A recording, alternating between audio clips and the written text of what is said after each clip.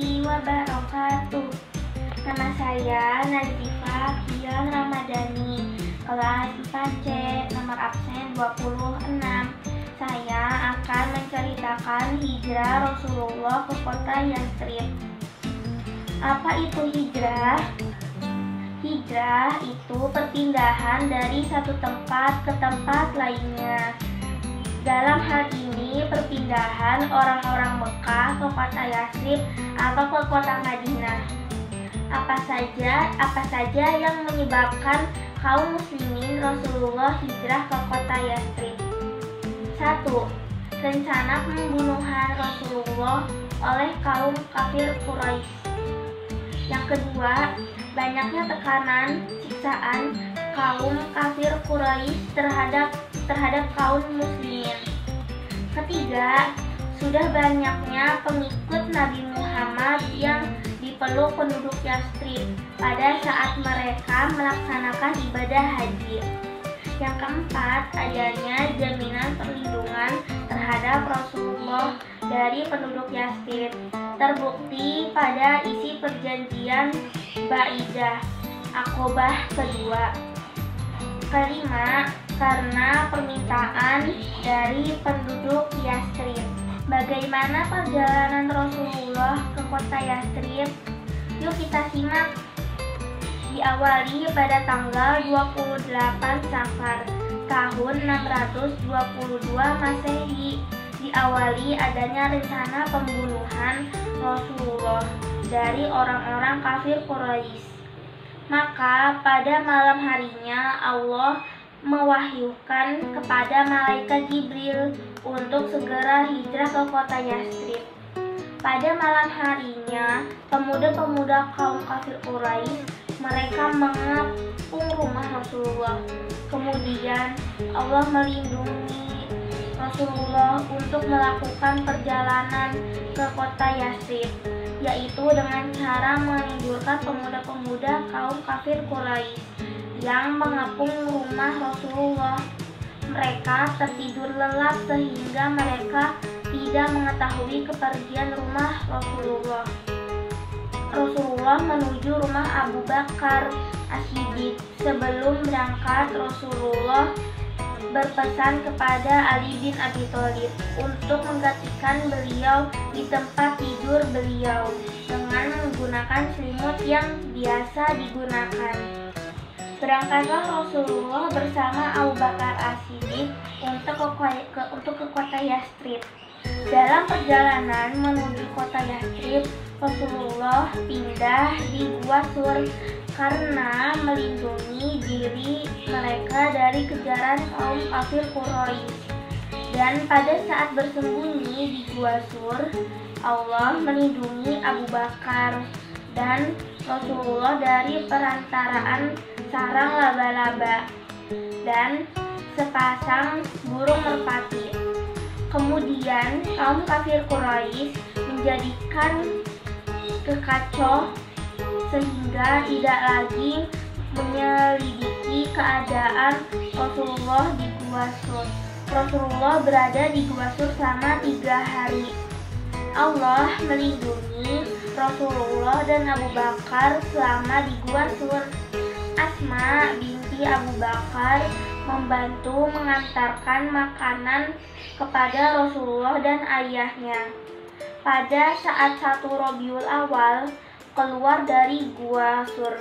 Kemudian Abdullah bin Uraikah menjemput Rasulullah dengan membawa 2 ekor unta untuk menjadikan pemandu perjalanan ke kota Yatsrib. Pada tanggal 1 Rabiul Awal, Rasulullah melanjutkan perjalanannya ke kota Yatsrib.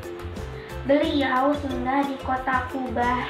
Di desa Kubah, beliau mendirikan masjid yang dikenal dengan Masjid Kubah. Beliau bersama Abu Bakar tinggal selama 4 hari. Maka beliau melaksanakan sholat Jumat untuk pertama kalinya. Dan setelah dari Kubah, beliau melanjutkan perjalanannya ke kota Yatsrib. Pada tanggal 12 Rabiul Awal, Sebelumnya ada rasa kekhawatiran dari penduduk Yathrib karena Rasulullah serta mereka belum kunjung tiba. Mereka belum mengetahui persinggahan Rasulullah dalam perjalanan, yaitu ke Gua Sur dan ke kota Quba. Sampailah Rasulullah pada tanggal 12 Rabiul Awal dan disambut dengan sukacita oleh penduduk Yathrib.